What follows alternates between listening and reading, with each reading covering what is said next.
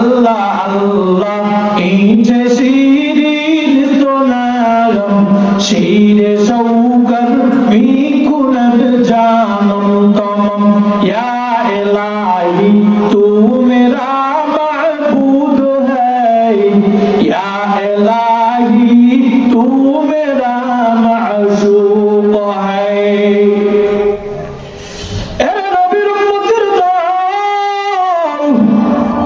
আল্লাহ তাআলার একজন প্রিয় বান্দা ছিল দুনিয়ার ভিতরে আল্লাহ তাআলা 500 বছরের হায়াত দান করেছেন 500 বছরের হায়াত পাবার পরে 500 বছর লাগাইয়া শুধু নেক আমল করেছেন 500 বছরের নেক আমল করার পর আল্লাহ তাআলার সামনে কিয়ামতের ময়দানে দাঁড়ায়া যায় দয়াময় আল্লাহ তাআলা ওই বান্দাটাকে ডাক দিয়া কই রে বান্দা 500 বছর আমল করলি কেন আল্লাহর বান্দা কই জান্নাত চাই জাহান্নাম থেকে মুক্তি পাই আল্লাহ তাআলা কয় ও বান্দা তুই কি আমি আল্লাহ তাআলার রহমতে যাবি বরকতে যাবি নাকি নিজের আমলের দ্বারা যাবি এইবার আল্লাহর বান্দা ডাক দিয়া কই রে মালিক দুনিয়াতে 500 বছরের আমল করেছি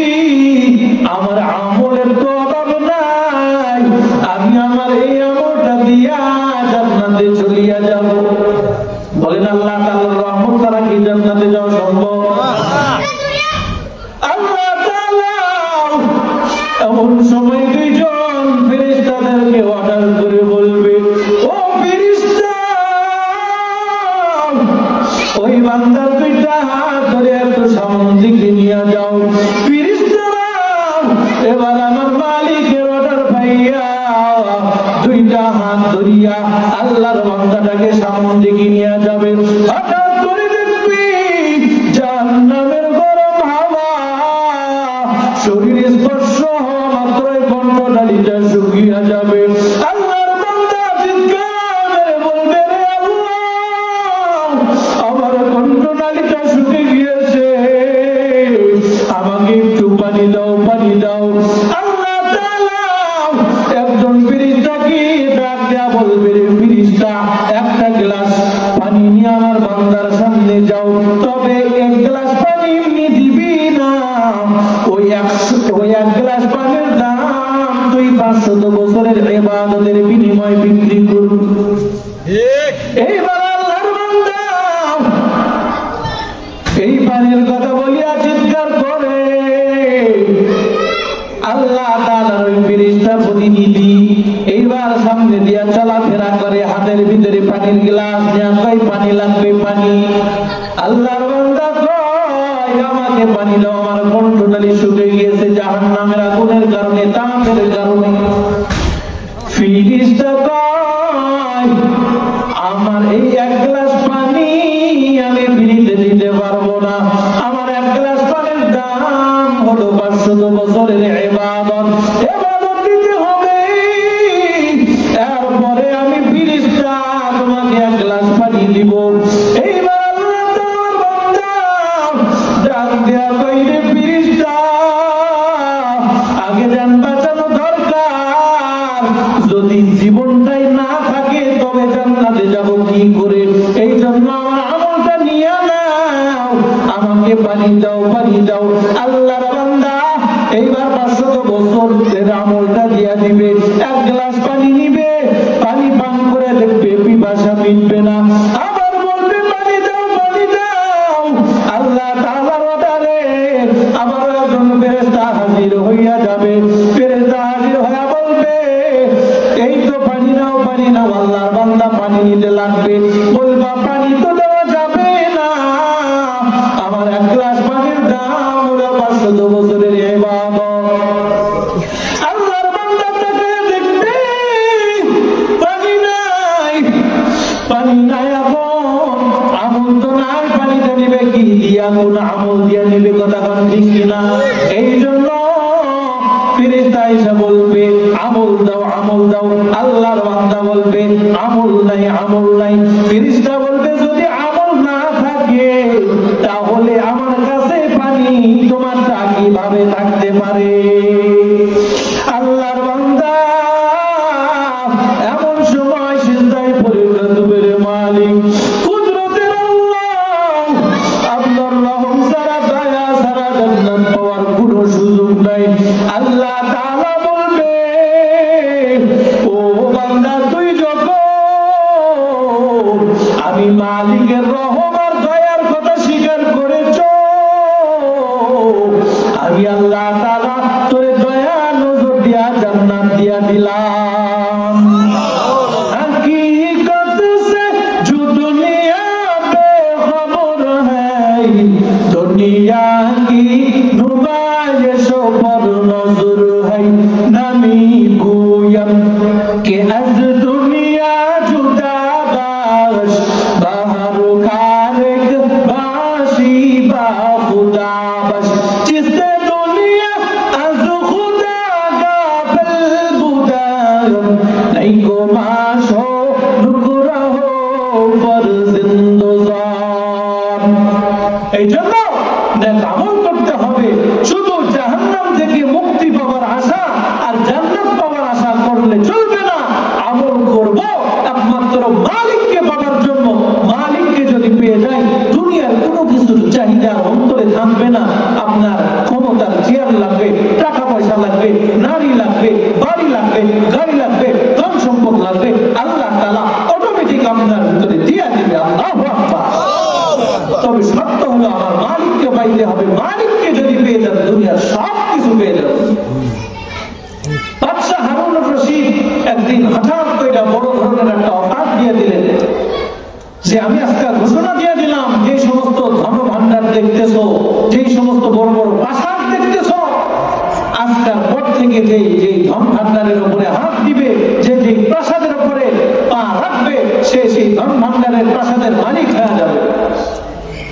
এমন অফার পাইয়া সমস্ত মানুষ দৌড়াইয়া যাইতেছে, নিজের পছন্দের ধন ভান্ডারের উপরে হাত রাখতেছে।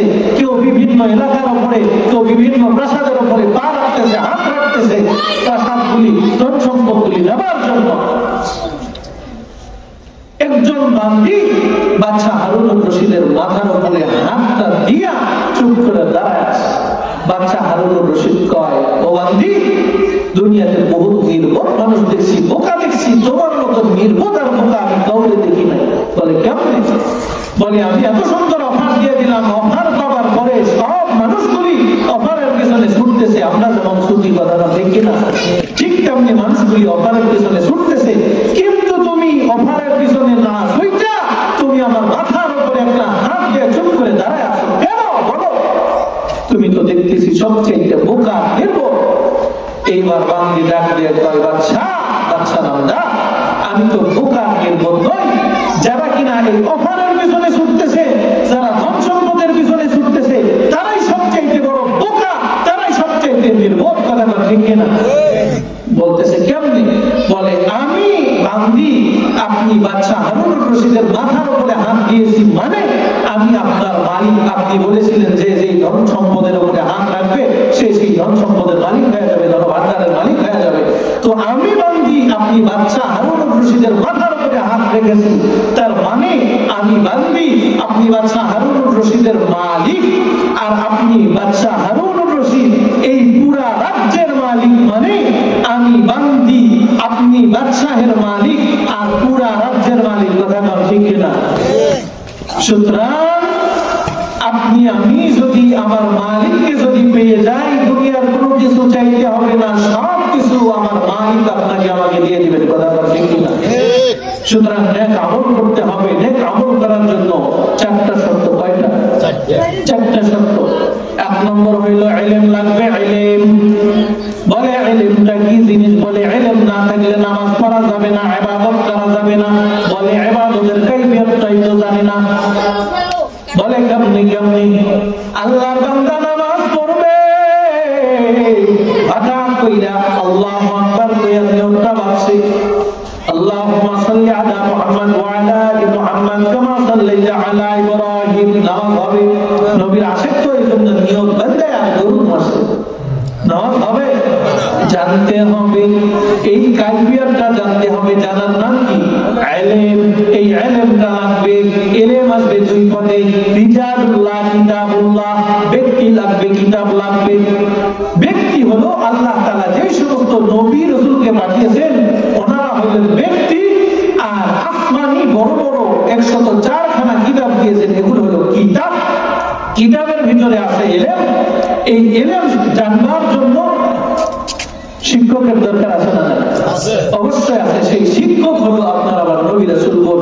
এখন তো কোনো নবী রাসূলগণ নাই, এই জন্য এখন মানতে হবে উলামায়ে কেরামদেরকে। কথা বল ঠিক কিনা? সুতরাং নামাজের কথা খুব ভালোভাবে আপনাকে আমাকে, নামাজের যে কাইফিয়ত আছে, নামাজের সুন্নাত আছে, ওয়াজিবাত আছে, ফরজিয়াত আছে, এগুলোকে সব সুন্দরভাবে আপনাকে আমাকে জানতে হবে। কথা বল ঠিক কিনা? যদি আপনার কেরাম সূরা ফাতিহা অন্যান্য সূরা যদি সহিহ যদি না হয় নামাজ হবে, যদি ওযু যদি সহিহ না হয় নামাজ হবে। বলেন তাহলে এত আয়োজন করে এত সুন্দর ওয়াজ শুনে আপনার আবার লাভটা হবে কি? যদি আমি আমলই যদি না করতে পারি, যদি কিছু শিখতেই না পারি, যদি কিছু জানতেই না পারি। কথা বল ঠিক কিনা? সুতরাং খুব ভালোভাবে শিখে নিতে হবে। কথা বল ঠিক কিনা? জন্ম আমার নবীর যুগে হলে কেমন হতো, জন্ম আমার নবীর যুগে হলে কেমন হতো, দুনয়নে রাসূল পাক দেখিলে কেমন হতো, দুনয়নে রাসূল পাক দেখিলে কেমন হতো, জন্ম আমার নবীর যুগে হলে কেমন হতো। আসতো ভেসে হযরতে বেলালের মধুর আযান, সেই আযানে